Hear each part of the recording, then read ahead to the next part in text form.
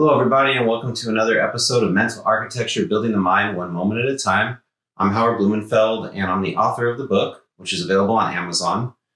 So today's episode is going to talk about meaningful relationships. And so this picks up from where we left off last week when we talked about discrimination. So one of the big challenges in developing healthy relationships with people is letting go of your microaggressions and your preconceived notions about people and their backgrounds. And so one of the biggest ways you can start to form meaningful and healthy relationships with people is through two tools. And those two tools are active listening and reflective listening. So what active listening is when you're talking with somebody, you're really listening and paying attention to what they're saying, and then you're engaging in dialogue back with them by taking the things that they said and critically analyzing them. So if somebody's talking to you about their background, maybe they grew up in a poor country or something like that, and you're actively listening, you're going to ask them questions about more about their background. Like you might ask them like, wow, what kind of home did you grow up in? How was it being with, such a big family, but not having a lot to work with? And so there's like a degree of empathy that you're going to be expressing to them. Now, a reflective listening is when you're sitting back and listening to somebody and you are definitely paying attention to what they're saying and you're kind of trying to relate to it, reflecting on your own experiences. And then coming back to them and, and just basically, it's a little similar to active listening, but it's different in the sense that you're looking more to just kind of maybe reflect on your own experiences and try to relate to them. Wow, that was really hard, what you must have gone through. I actually went through something similar when I was younger, or I knew somebody who went through something like that. So those are two important tools that people can use to form more meaningful relationships. So on a more basic level, active listening is basically showing somebody that you're interested in them by asking them, like I said earlier, clarifying questions about themselves, about what they talked about. And reflective listening is more about showing them that you're interested in them and paraphrasing back to them what they said and then relating to them in some kind of way. And so both of these qualities can really enhance the quality of a relationship between two people and get rid of those deep-seated and sometimes unconscious or subconscious microaggressions that cause you to judge people. Now, friendships are one of the most important relationships that you can have in your life. And, people nowadays kind of measure up their friendships maybe using social media, like somebody who has 2,500 friends versus somebody who has only like 20 friends is going to appear much more popular and more well-connected. And while that might be true, the best friendships are the ones that are the closest. And as one author puts it, the best friendships are the ones where two people can sit in silence with each other without any awkwardness. I don't know of a lot of people in my life who I can do that with, where you can just sit there in silence and not feel awkward. But that is definitely one of the traits of that high level of comfort with somebody. So how do we go about and find out the friendships that are the best match for us? And I think a lot of this boils down to personality and background. And so there was a personality test that I'm sure you've probably heard of called the MBTI, which is a Myers-Briggs personality assessment test. And that test breaks people down into different categories. And so I want to talk to you about what those categories are and if this test is really a valid measure of personality and compatibility for people. In fact, if you have a little bit of free time, I'd encourage you to look up the MBTI, again, the Myers-Briggs type indicator or personality test on Google and take it yourself. So the four categories are broken down as follows, resulting in 16 possible personality types. So the first category is breaking down whether a person is introverted or extroverted. And so an introverted person is somebody who keeps a lot of their feelings to themselves, who tends to prefer being in solitude to being around a lot of people, or if they do have friends, they tend to like to just have one friend, one close friend.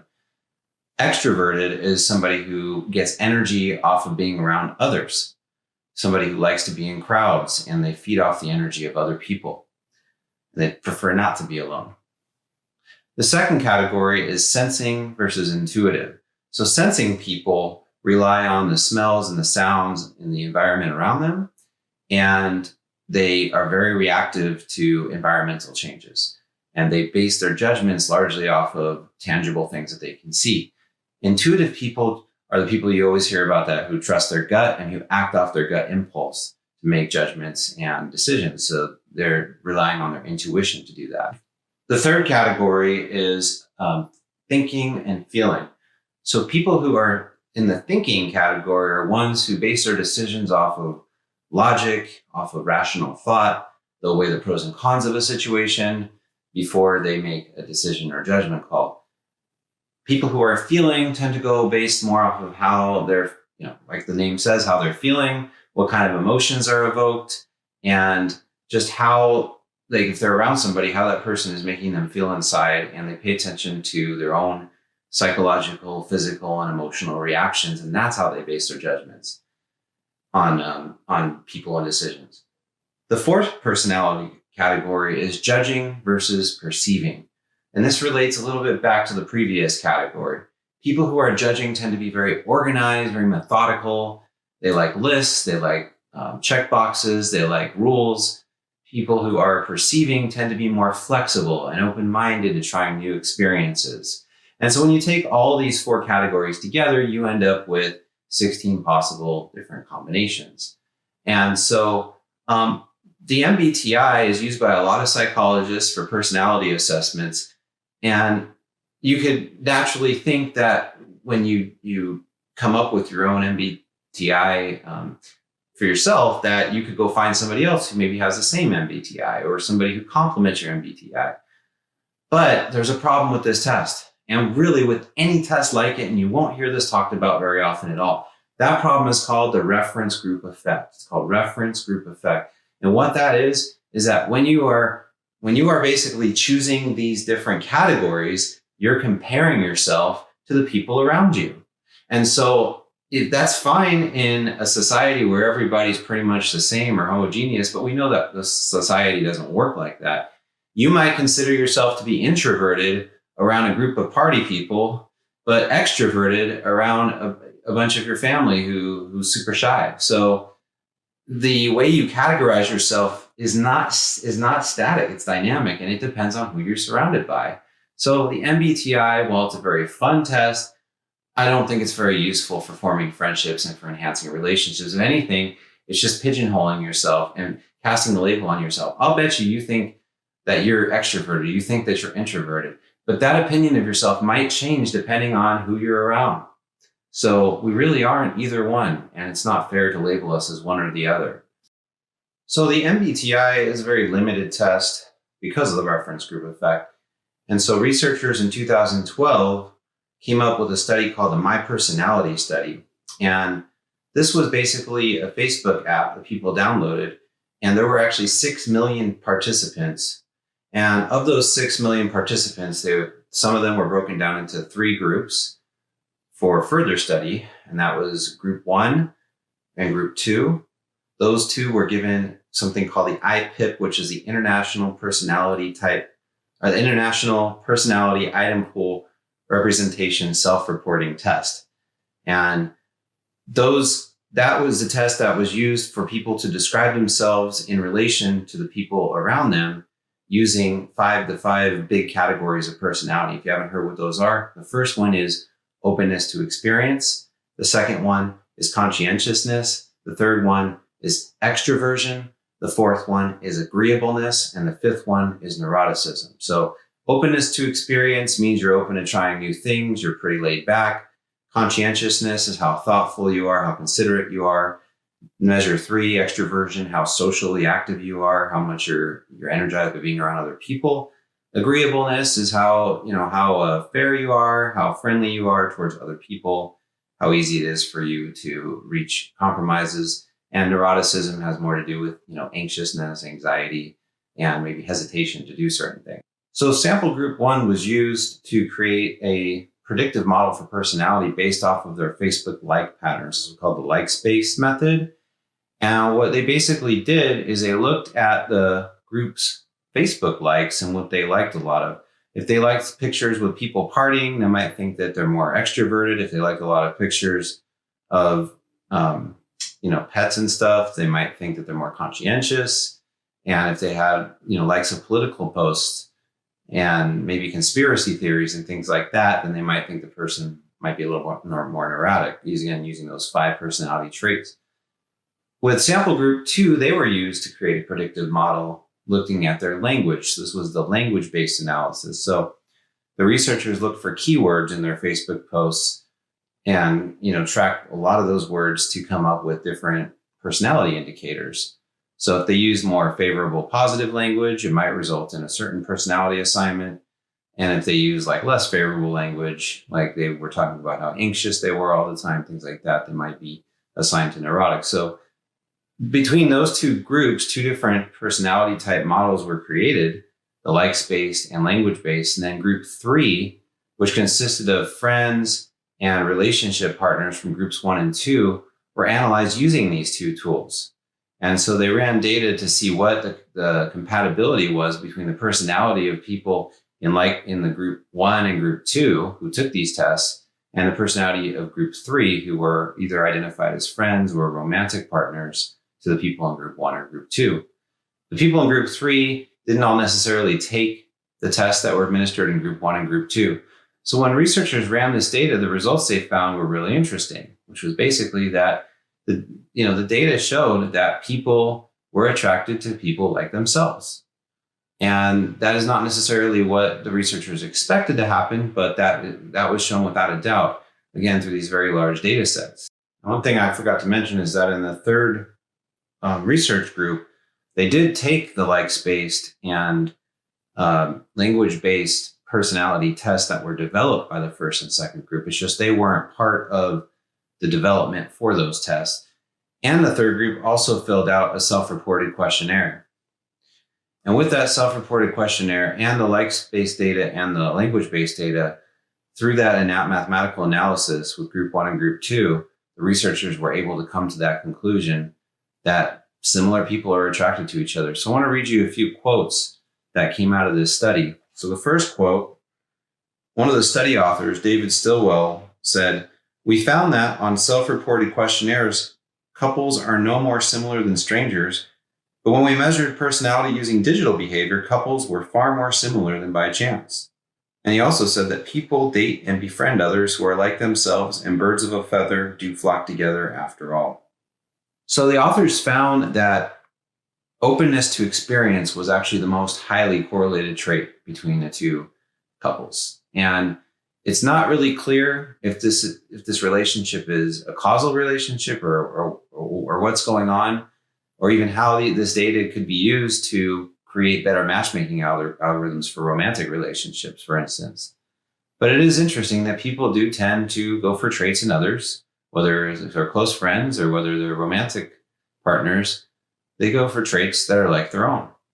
So you're attracted to yourself, at least on a deep personal level. We'll get into more subjective ideas of beauty and physical attractiveness in the next section. But yeah, it's kind of interesting stuff. So according to author Julia Beck, the quality of a person's friendships tends to follow a U-shaped curve over time. Well, more like the quantity of their friendships. Quality can kind of fluctuate. So a U-shaped curve. So in the beginning of somebody's life, when they're a kid, all the way up through college, they tend to have a lot of friendships. And if you think about it, it makes a lot of sense because they're living in close quarters with other people, constantly interacting. As a person approaches their middle age, on average, the quantity of their friendships tends to decline because they're obviously more absorbed with their relationships, their marriage, raising children, and their career is pretty much consuming their life. But then as they approach retirement and then finally do retire, they find themselves with more free time on their hands, and the number of friendships tends to grow again. So it's kind of interesting how in one's lifetime, the number of friendships they have in the beginning is going to pretty closely match the number of friendships they have, in retirement. So Beck identified 3 types of behaviors that are necessary to strengthen friendships and to maintain friendships into, all the way through one's life. And you can go through these stages at different times, but these are generally the 3 things you need to have a successful friendship with somebody. And so the first quality is acknowledgement. And so this is just very simple, surface level stuff. Not forgetting the person's birthday, not forgetting anniversaries, making sure you wish them a happy birthday or something like that. The second, and this is in order, kind of an order of importance. The second one is stable feelings of closeness. So you have to be able to create stable feelings of closeness with your friends. And that can be done through heartfelt notes, like, for instance, an apology letter for letting so much time pass from the last time you spoke to them, and, or just or revealing the feelings that you have for your friend, how wonderful they've been doing in their life, and just how proud you are of them. The third and most strong part of that progressive, ladder upwards towards friendship is turning an association into a more satisfying relationship. And so this means making time for each other, finding time to hang out, go get coffee, go get a drink, and really sharing each other's life stories with each other and bonding over that.